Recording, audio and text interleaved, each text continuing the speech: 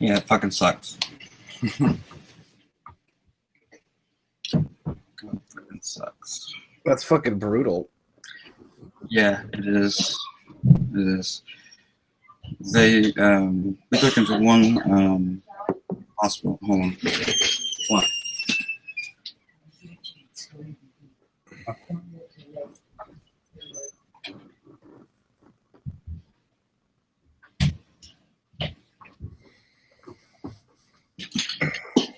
Yeah, it is pretty brutal. And even more brutal is I've been getting him out of bed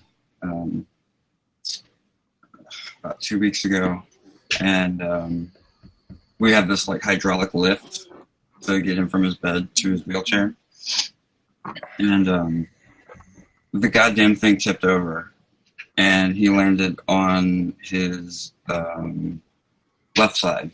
Luckily, he didn't break his only working hand, but he broke his hip and he broke his femur. They went in and did surgery on the femur and fixed it, and then they did a CT scan to make sure he didn't have any bowel blockages from all the opiates that they were giving him for the pain. And the radiologist saw, thank God, the fracture in his hip, but they would have missed it if they hadn't checked to see if he had any bowel blockages. So they had to do a second surgery like within 1 week, and he's got like fluid on his lungs. And it's terrible. It's terrible. Yeah, that's like as bad as it gets. It just doesn't ever, and it never stops either. It never stops. One thing after another. And I'm not taking my meds like I'm supposed to. I'm seeing the shadow people again. I'm not on meds anymore. My psychiatrist dumped me. He won't prescribe me any more meds. So Why did he dump you for? Because I was on extended release Xanax that he was prescribing me, and I mixed it with liquor, and then blacked out.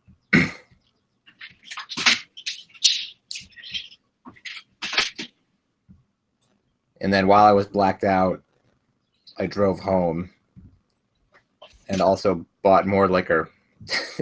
You told him about it. That was at least a good Well, thing. yeah, of course I told him about it. If you can't tell your psychiatrist, who can you tell? But then he was like, shit, man, sorry, I got to get rid of you before I face legal repercussions. Sorry.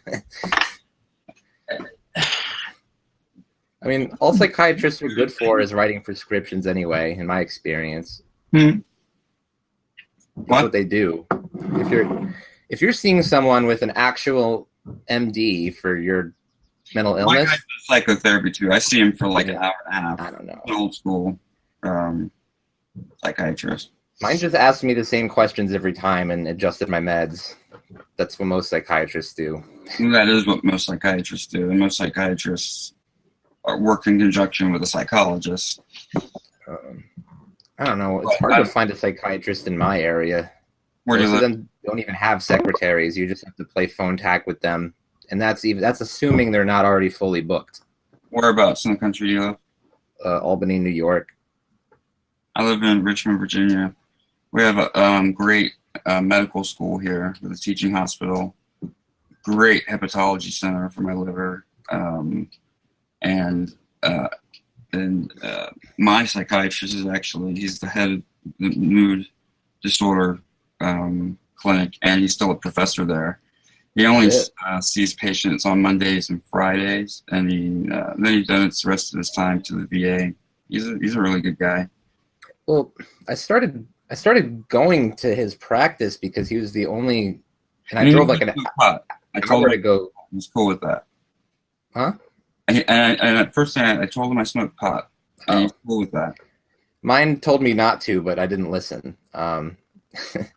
But anyway, I drove like an hour to go see this guy because I started going to his practice because he was the only guy in the area that had a machine that could do that transcranial magnetic stimulation, like the thing with the magnetic coil. Does it work, or is it bullshit? It didn't work for me. Because I've been considering true ECT, because I've done ECT many times. I know there's a bit of it did work. It worked at first, but then I had to keep going back for more, and then it just eventually became ineffective, and then they wouldn't give it to me anymore. Yeah. But the first time I got it, it was actually fucking amazing. Well, it's fucking sends all your neurotransmitters going crazy. It's like shaking a carton of orange juice. He has me on Depakote. Wellbutrin 300 in the morning. Wellbutrin makes me really irritable. It starts snapping at people. It's the only one I can take because the SSRIs and the SNRIs and the tricyclics, they send me manic. Whatever. None of them do anything really except antipsychotics. Seroquel, I have to take 150 in the morning, 150 at night. Quit taking it because it was making me fat. It's basically a tranquilizer. Yeah. Topamax. Trazodone, Seroquel. Buspar. And Klonopin. And another Wellbutrin 100 milligram in the afternoon. Yeah, by the way, when my psychiatrist cut me off, I learned how brutal benzo withdrawal is. I don't get that, but I got SNRI/SSRI withdrawal, some brain zaps. Like, have you ever just gone cold turkey on your Klonopin or something before? Yeah. Shit, dude, I couldn't sleep for like a week. I was like randomly shivering and shit. I've been taking it for like 15 years. I'm immune to it. It doesn't do anything. I'm gonna ask my psychiatrist to give me Xanax when I go see him on the 28th. I'm keeping my fingers crossed. I'm gonna tell him I was out and I didn't have my Klonopin and had a panic attack, and one of my friends had a Xanax and he gave it to me, and it actually worked.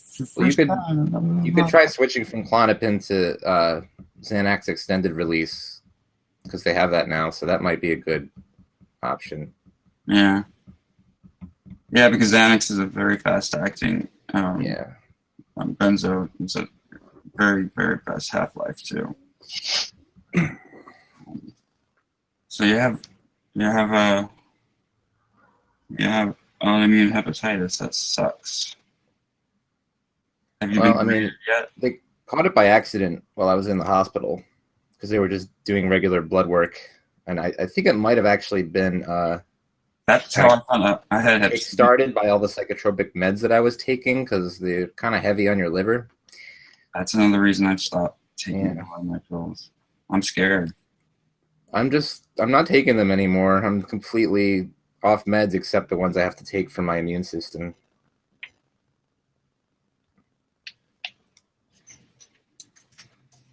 I only found out because my psychiatrist tested my Depakote levels and he tested my liver enzymes at the same time, and they were like above like 100, and so I went to my GP. He said, "Go to your GP," and so I was like, "Great, I've got hepatitis or HIV or some crazy shit," and I apparently gave him the wrong number, and I got a letter in the mail, and I opened it, and it said, "It is, in big letters, imperative that you call us regarding your test results." And I was like, "Oh, fuck, I'm dying." And I called, and he said I'd been exposed to the hepatitis C virus, and then I went and got myself a hepatologist, and my viral load was like 12 million, which really isn't a reflection of how sick you are.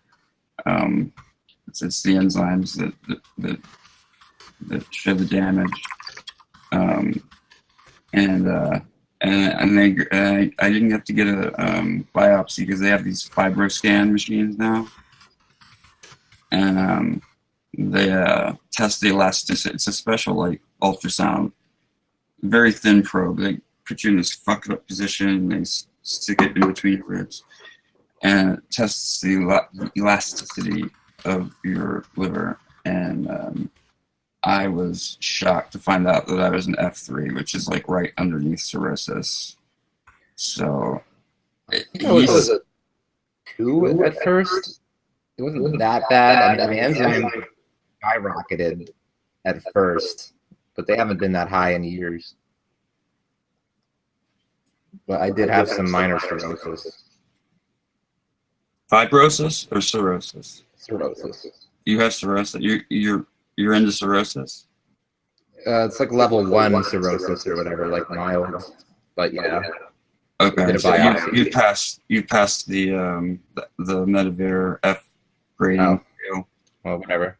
I mean, like they have F0, F1, F2, F3, and F4 is cirrhosis, and then there are 4 levels of cirrhosis. So you might not have cirrhosis. You might just have advanced fibrosis, which is reversible. But then again, if it's No, I mean that's what my doctor said. He said it's so minor that it's not actually that huge of a deal. Yeah. Well, as long as your liver is compensated. Yeah, I don't know. People live with it for. I'm probably going to be on meds for the rest of my life. Yeah. For this. Well, what immunosuppressants do you take? Mycophenolate. The brand name is Celcept. I don't know that. Yeah, I